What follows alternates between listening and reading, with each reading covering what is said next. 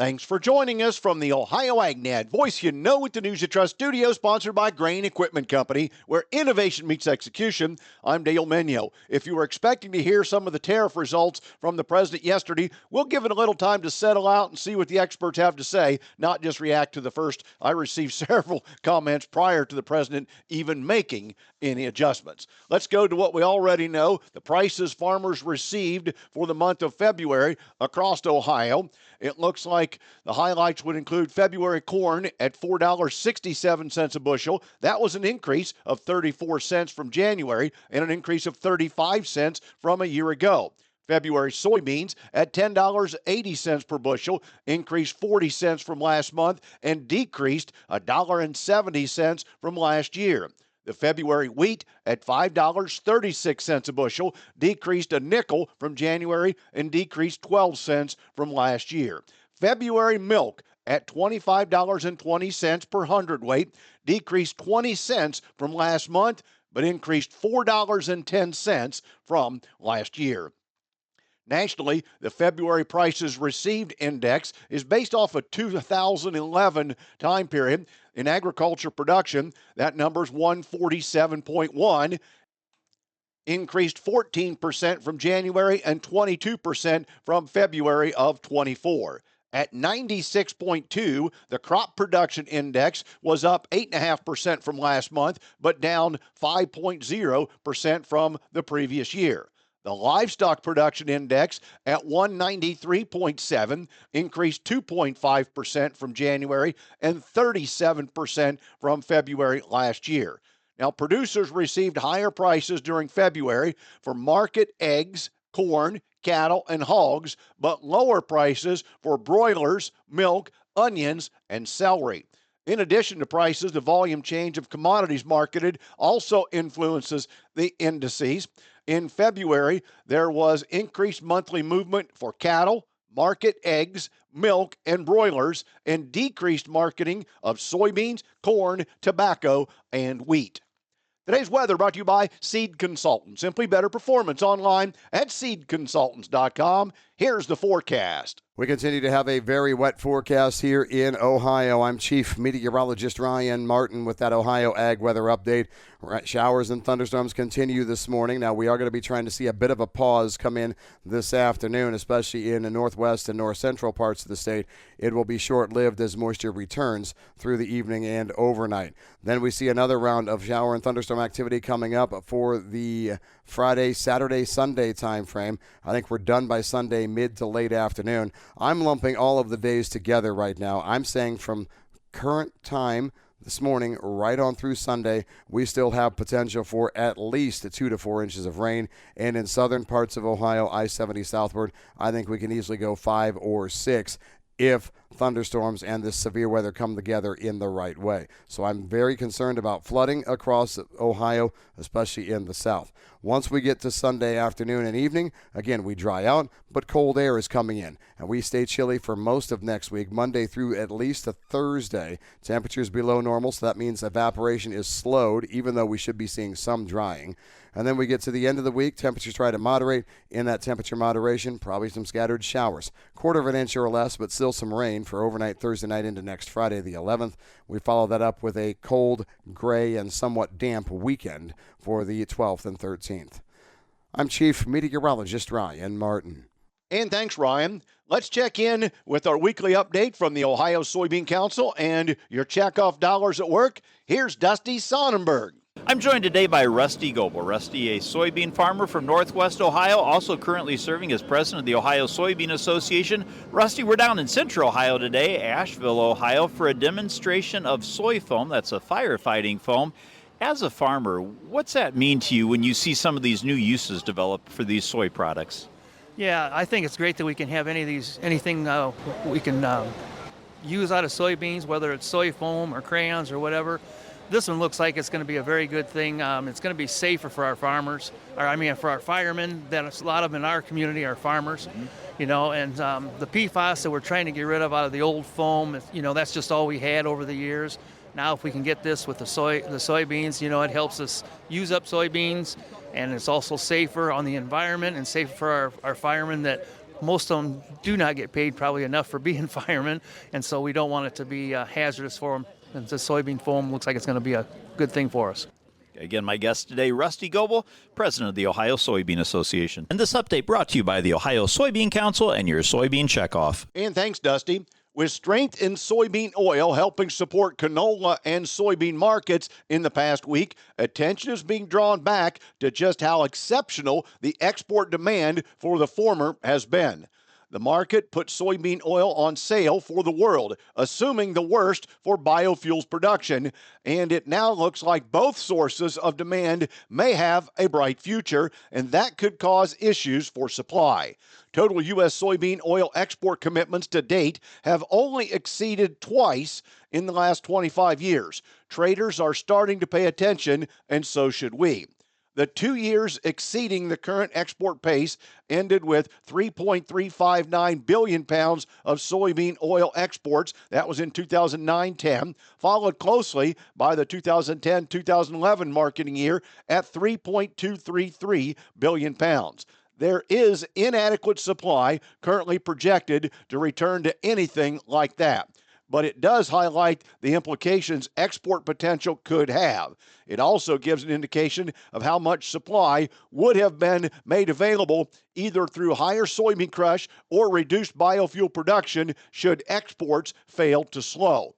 The resurgence of interest in soybean oil by importing countries comes from strong palm oil prices thanks to reduced production at a time of increasing blending requirements in Indonesia and India in particular. The result was a record large discount for soybean oil prices compared to palm oil in the fall of 2024. By early December, nearby soybean oil futures hit a record discount of negative $221 US dollars per metric ton versus nearby palm oil futures. In fact, up until September, soybean oil had never been a discount to palm oil. It is worth noting that USDA's first look at 25-26 soybean oil exports at its 101st Ag Outlook Forum penciled in an increase to 1.675 billion pounds, suggesting they are expecting export interest to remain over the long run. Let's check in now with Dusty Sonnenberg with an update on soy transportation and its infrastructure. Dusty? Joining me is Mike Steenhoek. He is the Executive Director of the Soy Transportation Coalition. Mike, thanks so much for being with us. And let's talk about some different topics going on in the soy transportation world, and one that seems like it just keeps coming up time and time again, water levels on the Mississippi River and prospects for barge transportation as we go into the new year. Yeah, so when you look kind of further south on the Mississippi River, so places like Memphis, like New Orleans, you'll see water levels that are pretty sufficient. But once you start getting kind of that St. Louis on north, there are some red flags. This is the time of the year when you look at over the 12-month period that you need to see these water levels start to elevate. Because what you want is that when you enter into the drier months of the year, summer and fall, you enter that from a position of strength, not from a position of weakness. You want some abundance. You want some slack in the system. And right now we really don't have that. So that's obviously a concern. So we want some additional precipitation for not only for farm ground to help replenish and recharge the soil, but also for water levels on our rivers.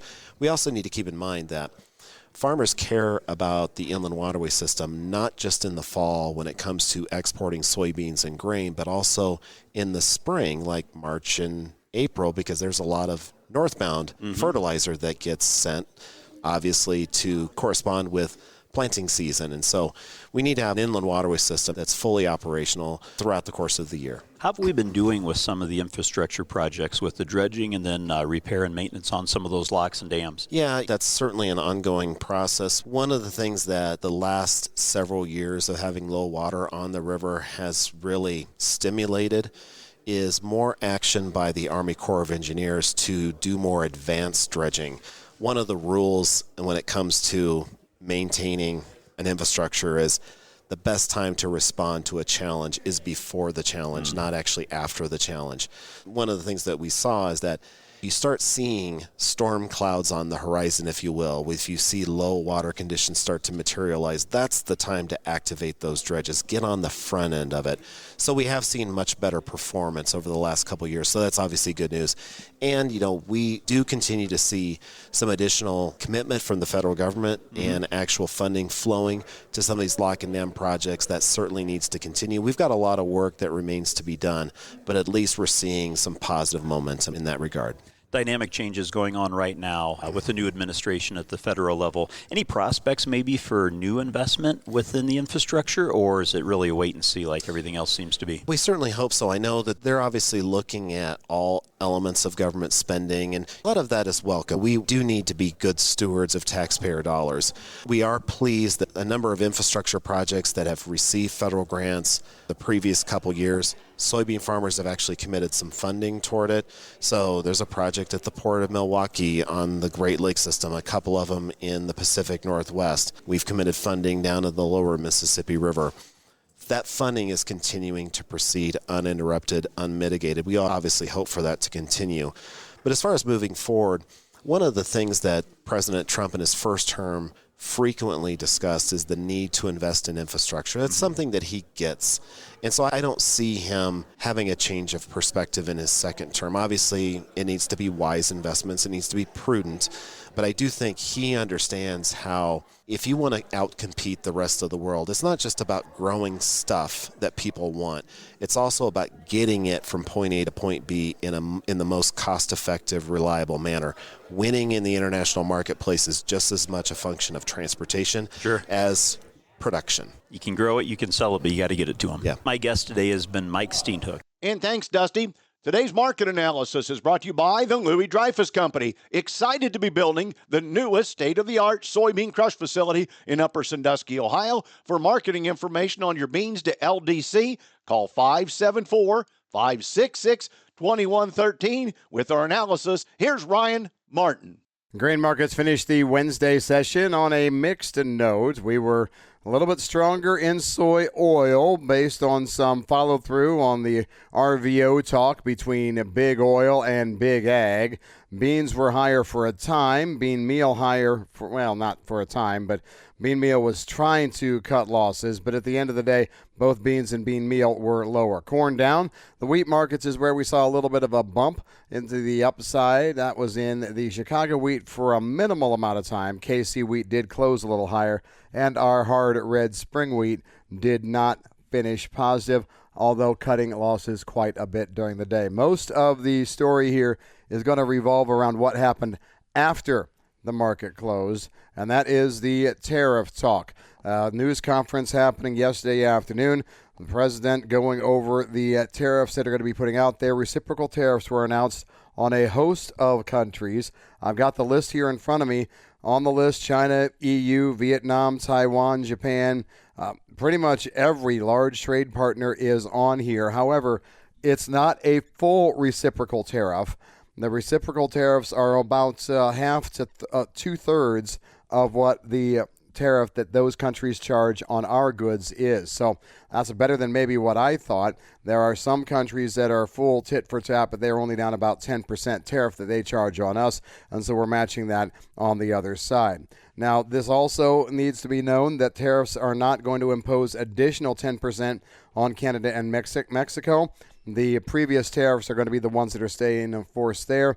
And with regard to Canada and Mexico, there are exceptions, and we're definitely seeing most of the new tariffs coming on non-USMCA compliant energy and potash, or non-USMCA compliant goods. That helps probably agriculture because ag is generally compliant between Canada, the U.S., and Mexico. I'm Ryan Martin. And thanks, Ryan. Today's market's brought to you by Seed Consultants. Simply better performance online at seedconsultants.com. Overnight at the open, May corn down 5 1/4 at 452.5. December new crop down 3 1/2, trading for 45 1/4 cent. Carried out to March, you're down 3 1/2 at $4.59. The May soybeans down 12 1/2 at $10.17. November down 11 3/4 at $10.25 1/2. July wheat down 8 1/4 at 544.5. September 560.5, down 7.5 cents. April cattle $210.37, up $1.25. April lean hogs closed up 7 cents at 87.45, and May feeder cattle up 77 cents at 287.92. This is the Ohio AgNet.